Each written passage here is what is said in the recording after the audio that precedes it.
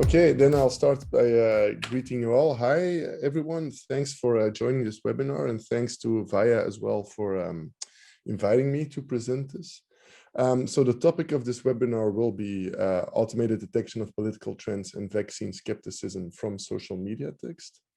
And so I present this as the coordinator of the TEXTUA, which is the Antwerp Text Mining Centre. But this is not my own work. So this is an important disclaimer. This is work done by like a broad range of researchers at the university, but I'm communicating this for them to a larger audience. But I will highlight these disclaimers as well in future slides. So first of all, I'll first quickly present what TEXTUA is all about. So the Antwerp Text Mining Centre is a quite new core facility at the University of Antwerp. And so basically we provide a broad range of text mining services, also focusing on scientific consultancy. And so we have a broad range of expertise as represented by the team of professors that is on board with this.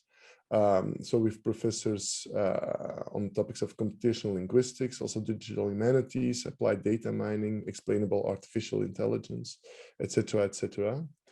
And so basically, to just sum it up in one sentence, if we have to describe text mining, we can describe it as something like the automatic processing and analysis of textual data to extract information from this large-scale textual data.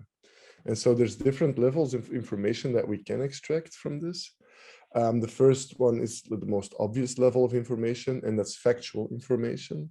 And so this factual information can cover anything, including concepts or events or relations between concepts and events, etc. But we also have two other layers of information that we can detect from text. The second layer is subjective information. So basically, if certain facts are presented by people or expressed, what is their opinion towards these things? What's the sentiment that they talk about topics? For instance, a simple example is if you have a movie review. Is it a positive movie review? Obviously, it can get way more complicated than that, but that's a straightforward example. And there's also a third level of information, and that's the sort of meta level, where we can actually try and infer properties of the author of the text from the writing style of this author. And so these kind of properties, they can also range very broadly, but they can include things like personality, age, education level, etc., etc.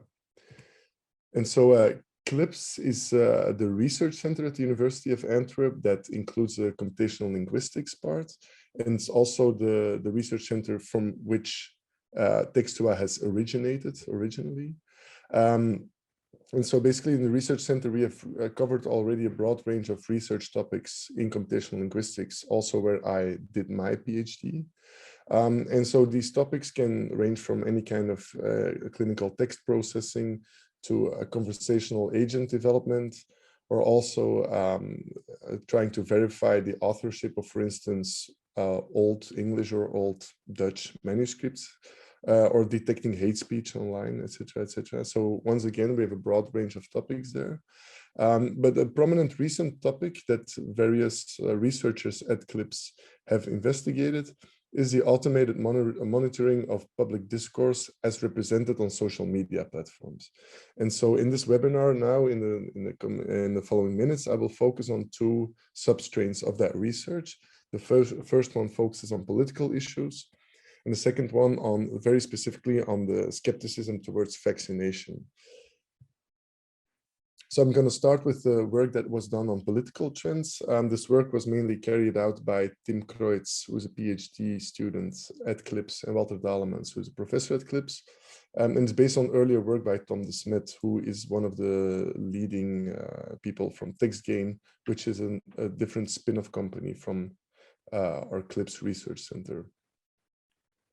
So in this project called the Politieke Barometer, at CLIPS we did research which was part of the News Data project, which was an interdisciplinary project, which tried to bridge expertise in computational linguistics, in data mining, in political science, in communication science.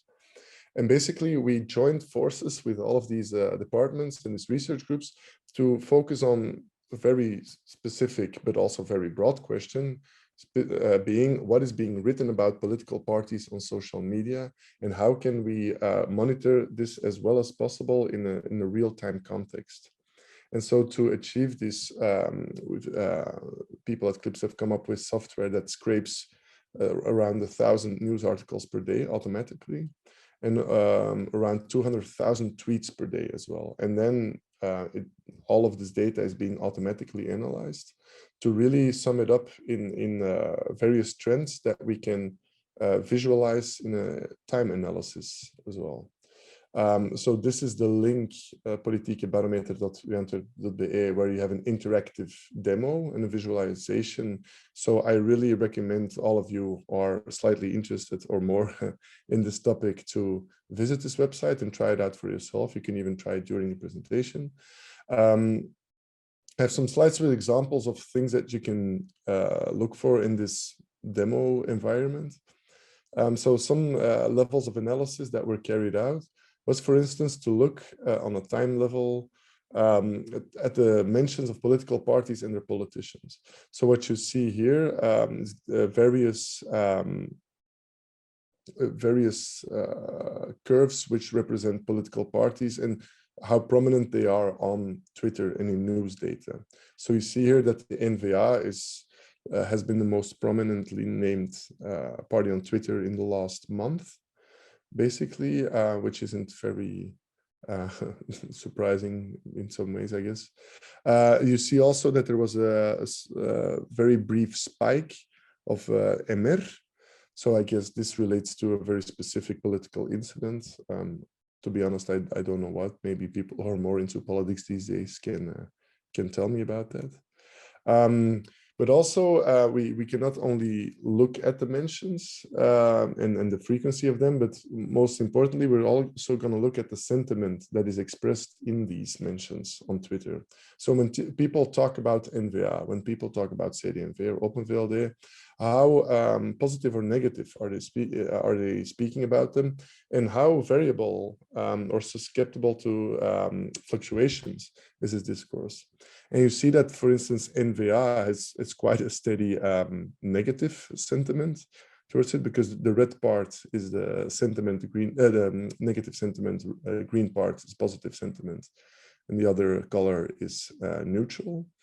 So you see with N-VA, there's a steady flow of mostly negative messages, but you also see Open VLD, which is more fluctuating.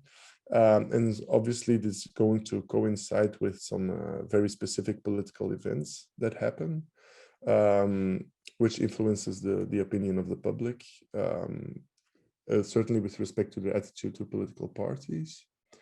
But you also have mentions of specific politicians. So for instance, Charlie Michel, Alexander De Croo, how much are they mentioned? So you see a spike again here of liberal politicians. And then once again, you can also look at the sentiment towards the specific politicians.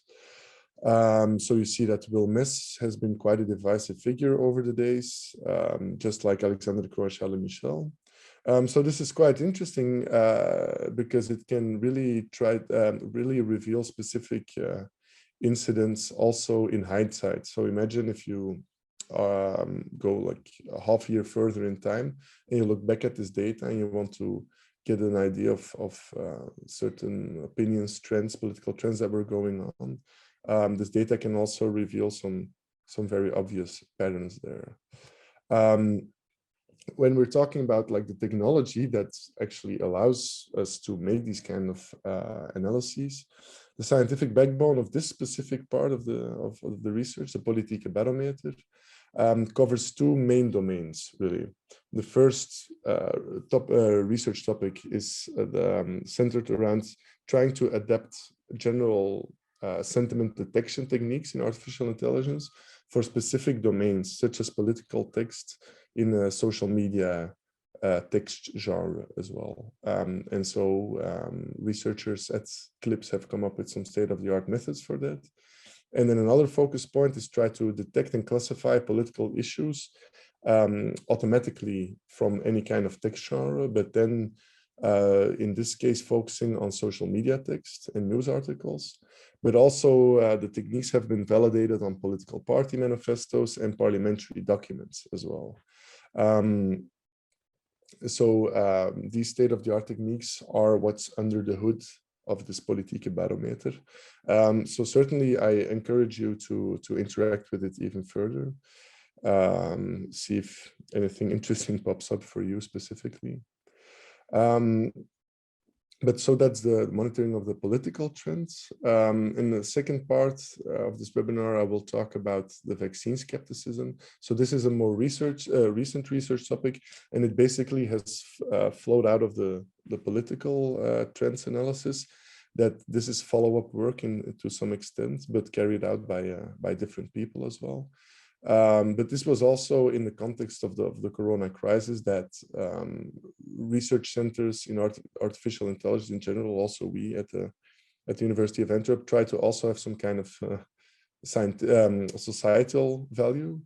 And this was also just not only out of research interest, but also to have some societal impact and basically help people in the medical field as well understand what are the main arguments against vaccine skepticism, so that, for instance, medical specialists know what disinformation to tackle, for instance.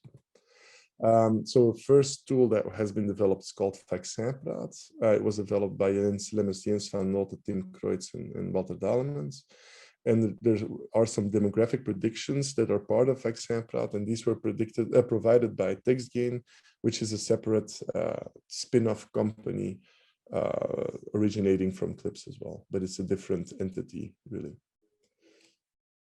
So once again, I encourage you to visit this website, flexsample.be,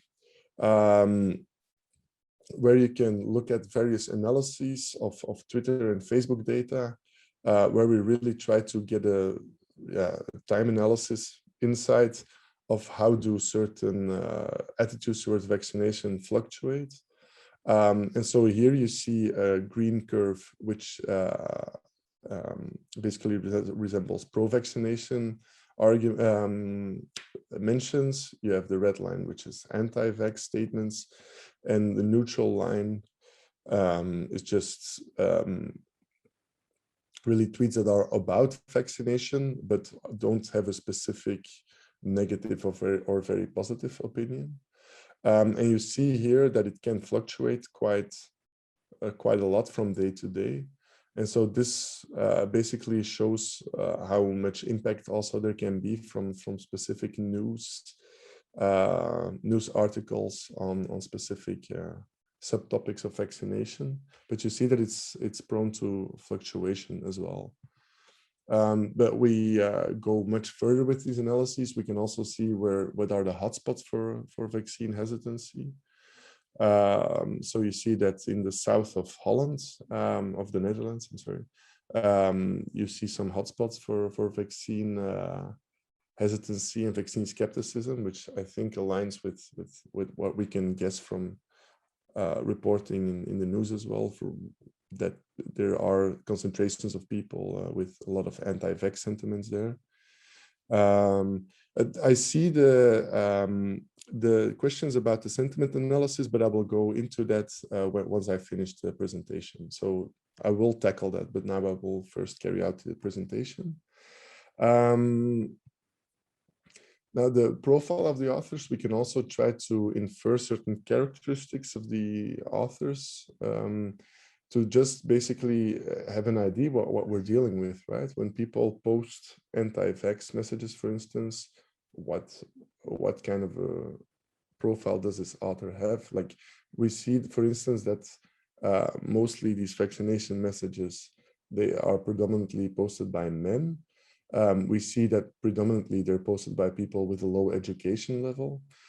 Disclaimer, if I might offend anyone with this does not express my personal opinions. This is literally just a quantitative analysis of the data. So please don't feel offended by anything I will just highlight from these analyses. And you see that mostly also these authors are extroverted. So it's interesting that, I mean, also depending on how you see it, that it can confirm certain prejudice or preconceptions that we have of anti-vax authors.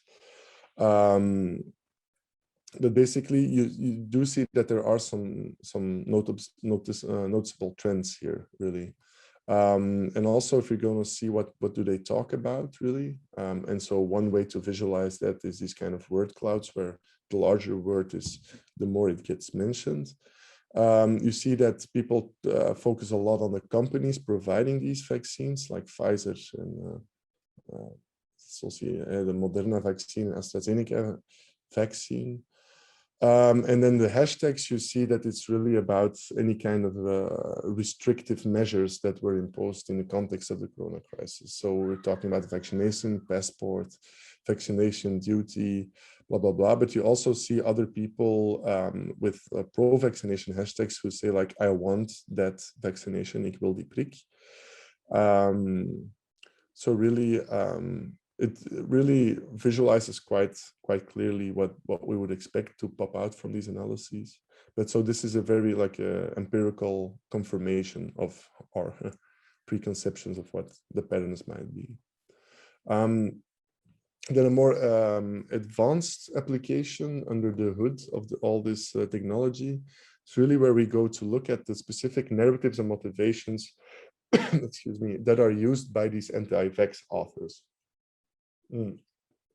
So there's certain different curves here representing the prominence of various arguments. So the blue curve, for instance, is about the effectiveness of the vaccines.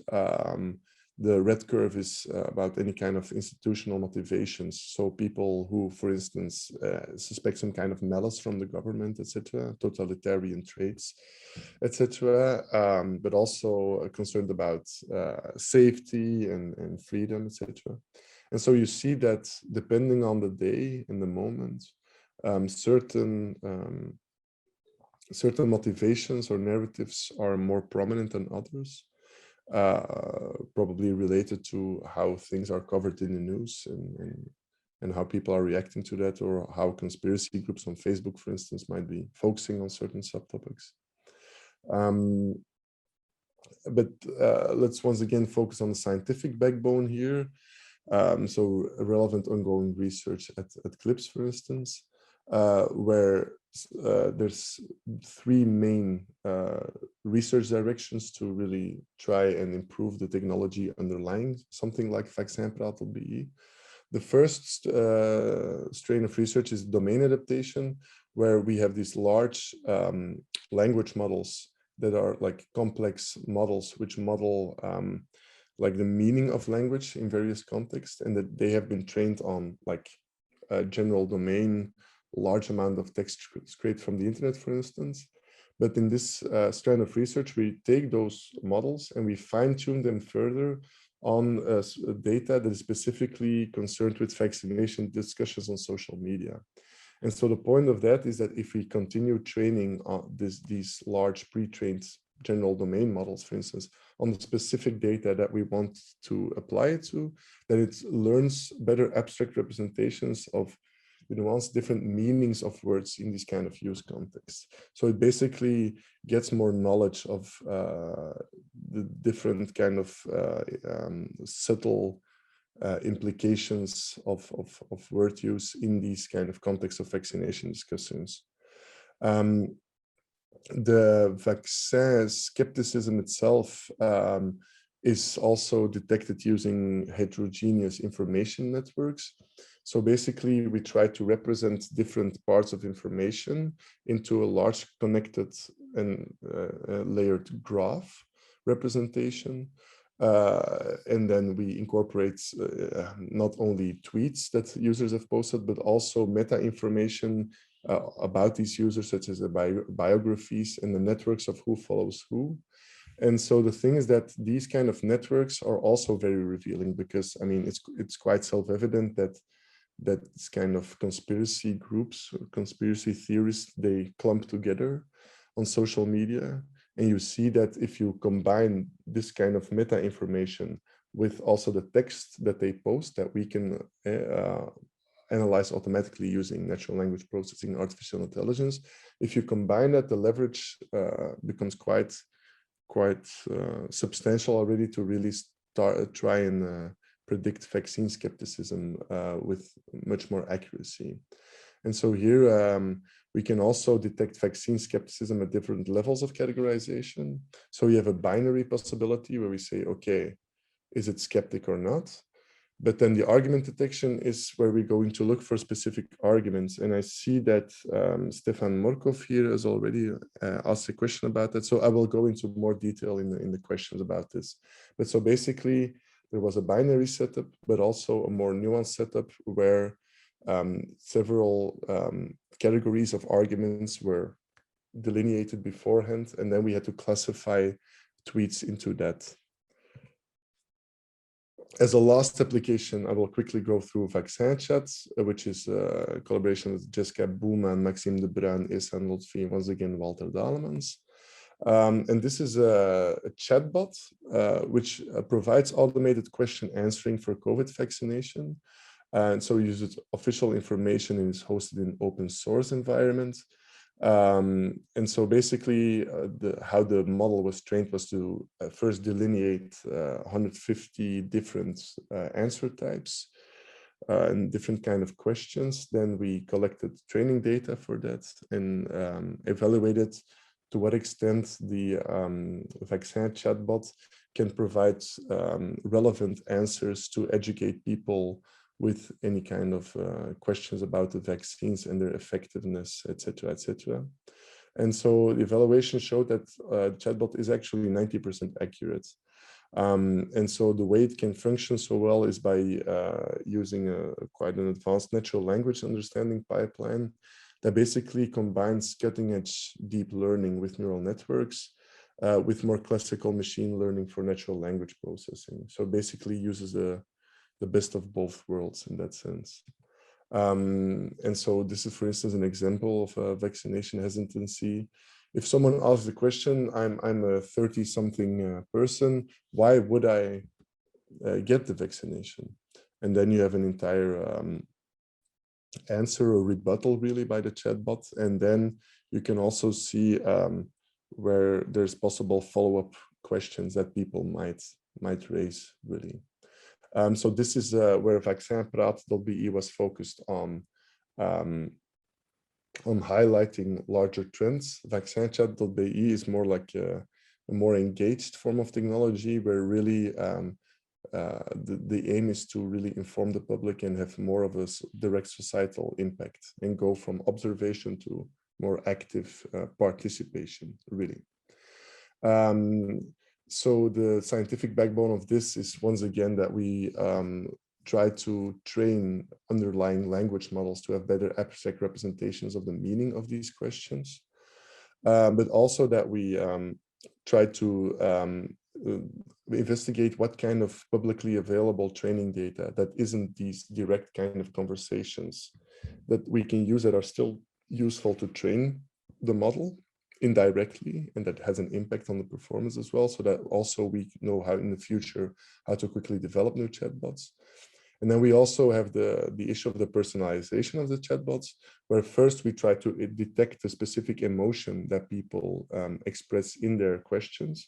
For instance, are they scared? Are they angry? Are they hostile, etc., etc. And then basically the chatbot can fine-tune its own discourse to be as empathic as possible to this detected emotion. So not even empathic in general, but also just for a specific emotion. So for instance, if someone has a scared reaction, how do we handle that? If someone is more hostile or etc., or very prone to conspiracy theories, how do we handle that? And so this basically fits into the larger research question of adapting conversational agents and chatbots to very specific task settings, really. So that was it for the technology I'm presenting here. I'm finishing quickly in the last minute with some practical information. So I've been representing TEXTUA here, the Antwerp Text Mining Centre. So I'm Pieter Fivez, I'm the coordinator of that. And basically, if you have any kind of questions of concerning text mining, where you are looking, for instance, for a potential partner for certain text mining projects, also in a research context, you can contact me with questions or book a free meeting to discuss some issues. And potentially devise a plan of action towards possible cooperation, etc. So really feel free to contact me and ask any kind of questions. That's what we're there for, and we really look forward to any kind of fruitful cooperation with universities, research groups, and potential interesting commercial partners as well. So thank you a lot for your attention, and if you have any additional questions, please raise them now.